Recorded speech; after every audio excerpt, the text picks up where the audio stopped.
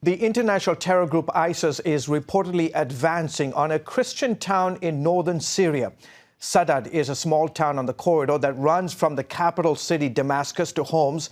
It is a mostly Christian town with multiple churches and Christian relics. By the way, the people there speak ancient Aramaic, the language of Jesus.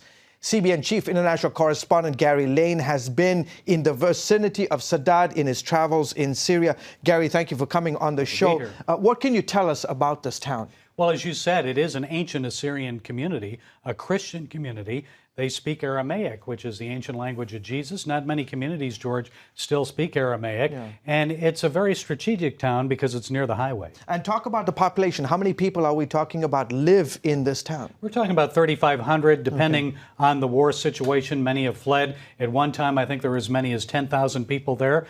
But ISIS is closing in. They're only about 7 miles to the east of that city in a town called Mahine. And incidentally, this is a town that was once taken over by Islamic terrorists before. About 2 years ago it was, and about 50 Christians were killed at that time, and a mass grave was also found in that city. What's likely to happen if ISIS takes over?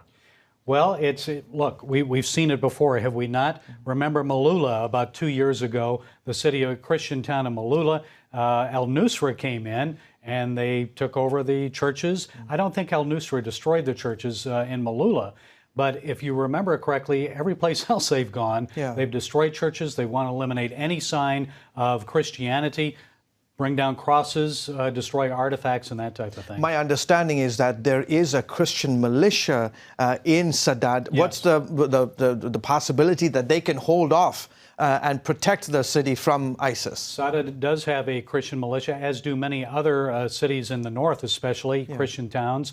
But will they be enough? It just depends on what ISIS brings in there. If they have heavy artillery, other things that they have seized from the army and use that against them, will they be able to hold them off? It just depends on what they bring in. And talk about this, because it is a strategic town between Homs and the capital city, Damascus. You were telling me right before the interview, it's probably about 5 to maybe 15 miles to the main highway between Homs and Damascus. What's the strategic importance if ISIS does in fact cut off and capture this town? Yes, and George, if you look at a map, on the map, it's probably only about 30 to 40 miles south of Homs and maybe 60 to 70 miles north of Damascus, right off the highway. That is a very strategic corridor. It's a supply route. If they come into the town and then move right out to the highway, they can control that highway and the flow of anything military in and out of that area. And talk about the relationship that Bashar al-Assad, the president of Syria, has had with Christians historically. You mentioned Malula, a Christian town. When it was taken over, the Assad regime went in and protected them and got the terrorists out. Do you think they will do the same here? Well, they did it 2 years ago in this town. They went in shortly after al-Nusra came in, and they defeated them and retook the city. Yes, I think they will do that. This regime values the Christian support. It has protected Christians over the years and will continue to do so if it's able to. And is there a sense that, that Christians in Syria are continuing to support the Assad regime, or are they in a precarious situation? I think, George, initially it was, well, we're not going to take sides in this. That was about 4 years ago, maybe even 3 years ago.